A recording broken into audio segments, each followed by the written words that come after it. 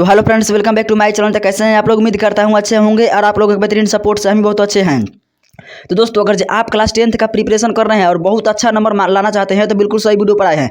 देखिए दोस्तों, किसी पार्ट को हम लोग पकड़ कर पूरा अच्छी तरह से निचोड़ लेते हैं। जैसे कि जितना भी प्रीवियस ईयर क्वेश्चन पूछा गया होता है पूरा जिंदगी भर में, यानी आज से लगभग 40 साल 50 साल पहले जितना भी क्वेश्चन पूछा गया होता है सभी क्वेश्चन को हम लोग कर लेते हैं। यानी कि देखिए, हम लोग डे 3 का मतलब समझ रहे हैं। लेसन तो 3 है, डे 3 का मतलब हो जाएगा ना कि हम लोग इसका पहला पार्ट भी लाए थे जो वो बहुत आसान क्वेश्चन था विद्युत धारा से, जो प्रीवियस ईयर में पूछा गया था लेकिन आसान था।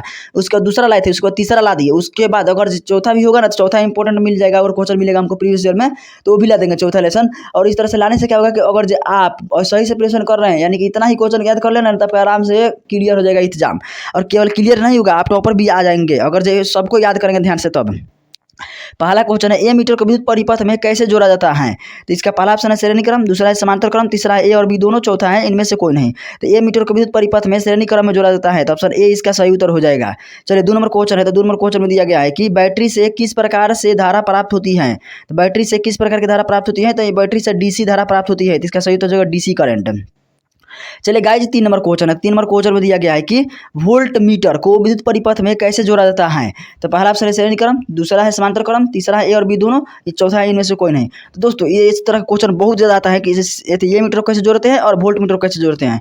तो जब ए मीटर को श्रेणी क्रम में जोड़ते हैं तो याद रखिएगा वोल्ट मीटर को समांतर क्रम में जोड़ते हैं। अगर जो ये वाला क्वेश्चन याद कर लिया ना तो मतलब 2 याद कर लिए तो 1 नंबर पक्का है आपका। तो इसीलिए दोनों क्वेश्चन को में से 1 नंबर याद कर लीजिएगा, मतलब कि 1 नंबर का आएगा। दोनों क्वेश्चन आप लोग याद कर लीजिएगा। 4 नंबर क्वेश्चन में दिया गया है कि विभवांतर मापने वाला यंत्र क्या कहलाता है? तो पहला ऑप्शन है ए मीटर, दूसरा है वोल्ट मीटर, तीसरा है गैल्वेनोमीटर, चौथा है इनमें से कोई नहीं। तो विभवांतर मापने वाला यंत्र वोल्ट मीटर कहलाता है, तो ऑप्शन बी इसका सही उत्तर हो जाएगा। 5 नंबर क्वेश्चन में दिया गया है कि 1 वोल्ट कहलाता है। तो 1 वोल्ट क्या कहलाता है? तो V बराबर क्या होता है? IR होता है। या V बराबर और क्या होता है? तो V बराबर जूल प्रति सेकंड या जूल प्रति कूलम या जूल प्रति एम्पियर या इनमें से कोई नहीं। तो V बराबर होता है जूल प्रति कूलम, यानी कि J/Q। तो इसका सही उत्तर हो जाएगा J/Q।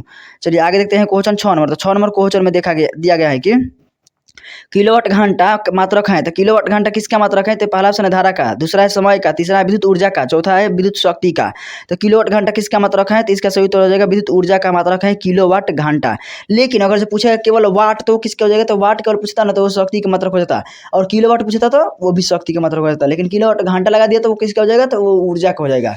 चलिए गाइज आगे देखते हैं 7 नंबर क्वेश्चन। विद्युत हीटर की कुंडली में किसका प्रयोग किया जाता है?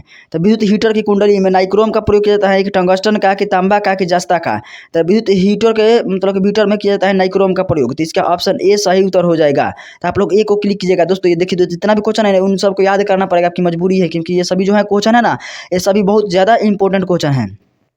8 नंबर क्वेश्चन है, विद्युत चुम्बक बनाए जाते हैं। तो इसका पहला ऑप्शन है इस्पात से, दूसरा है चांदी से, तीसरा है पीतल से, चौथा है नरम लोहा से। तो विद्युत चुम्बक किससे से बनाया जाता है? तो इसका सही उत्तर हो जाएगा नरम लोहे से विद्युत चुम्बक बनाया जाता है। और अस्थायी चुम्बक किससे बनाया जाता है? तो अस्थायी चुम्बक स्टील से बनाया जाता है। ये भी 2 क्वेश्चन है जो बहुत ज़्यादा महत्वपूर्ण है, दोनों में से एक कोनो ना कोनो अइबे करता है। यानी कि अ से अस्थायी हो जाएगा, स से अस्थायी हो जाएगा अस्थायी, स से अस्थायी, और स से अस्थायी चुम्बक किससे बनाया जाता है? तो स्टील से, इसको ध्यान रखिएगा। और उसके बाद एगो बचा, तो वो एगो बचा तो नरम लोहा से कौन बनाया जाता है? तो वही बनाया जाता है, एगो जो बचा है तो नरम लोहा से बनाया जाता है विद्युत चुम्बक। तो इन दोनों को ध्यान रखिएगा। और 2 रहेगा ना और एगो ट्रिक काम कर दिया तो एगो जो बचेगा उनके लिए वो लग जाता है अपने आप। तो इसलिए ध्यान में देना जरूरी है कि एगो कम से कम किसी भी तरह से याद हो जाए। 9 नंबर क्वेश्चन है, विद्युत धारा उत्पन्न करने की युक्ति कहलाता है। तो विद्युत धारा उत्पन्न करने की युक्ति क्या कहलाता है? तो इसका पहला ऑप्शन है जनरेटर, तो यही सही उत्तर हो जाएगा। विद्युत धारा उत्पन्न करने की युक्ति क्या कहलाता है? तो जनरेटर कहलाता है। चलिए 10 नंबर क्वेश्चन है, जनरेटर को मतलब कि हिंदी नाम है, इंग्लिश में क्या कहते हैं? तो जनरेटर कहते हैं। 10 नंबर क्वेश्चन है, 1 HP यानी कि अश्व शक्ति बराबर होता है। तो 746 वाट, दूसरा है 737 वाट, तीसरा है 767 वाट, चौथा है 756 वाट। तो 1 अश्व शक्ति बराबर कितना होता है गाइज? तीसरा सही उत्तर हो जाएगा 746 वाट, यानी कि 746 वाट होता है सही उत्तर। और वाट किसका मात्रक होता है? तो शक्ति का मात्रक होता है, यह शक्ति दर्शाता है। 11 नंबर क्वेश्चन, निम्न में से कौन सा संबंध सत्य है? तो V बराबर 1/R या V बराबर R/1 या अगला क्वेश्चन V बराबर IR। तो ये वाला सही उत्तर हो जाएगा, यानी कि ऑप्शन सी इसका सही उत्तर हो जाएगा, V बराबर IR। चलिए गाइज आगे देखते हैं क्वेश्चन। तो अगला कितना नंबर क्वेश्चन है? 12 नंबर। निम्न में से कौन सा पद विद्युत परिपथ में विद्युत शक्ति को निरूपित करता है? तो विद्युत शक्ति को कौन निरूपित करता है? तो इसका सही उत्तर क्या हो जाएगा? तो इसका सही उत्तर हो जाएगा ऑप्शन ए, यानी कि I²R। I² इसका सही उत्तर हो जाएगा।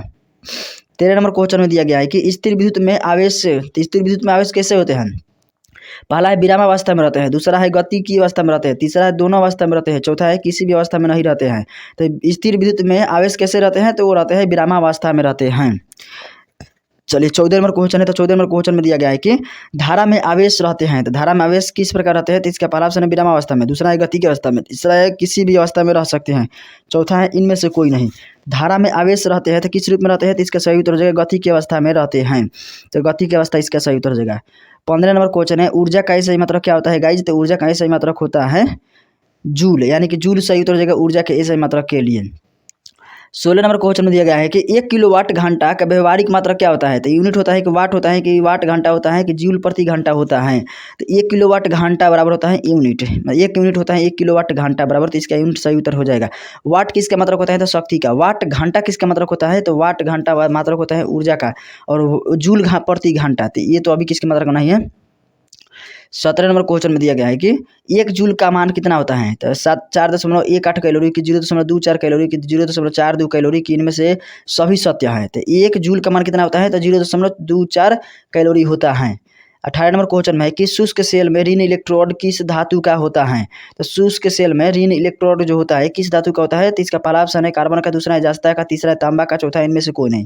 तो ऋण इलेक्ट्रोड होता है जास्ता का, तो जास्ता इसका सही उत्तर हो जाएगा ऋण के लिए, और जास्ता का मतलब कि संकेत क्या होता है, तो जेडन होता है, और उसका दूसरा नाम क्या है, तो जिंक है। तो इन सभी को ध्यान में रखिएगा, क्योंकि ऐसी बात नहीं है कि केवल वो वाला प्रीवियस में पूछा गया तो उससे रिलेटेड कुछ नहीं पूछेगा, बिल्कुल पूछेगा। चलिए 19 नंबर क्वेश्चन है, शुष्क सेल में धन इलेक्ट्रोड किस धातु का बनाया जाता है, तो अगर ऋण पूछेगा तो जास्ता, और धन पूछेगा तो धन पूछेगा तो उसके लिए बदल जाएगा, यानी कि कार्बन हो जाएगा, तो कार्बन इसका सही उत्तर हो जाएगा।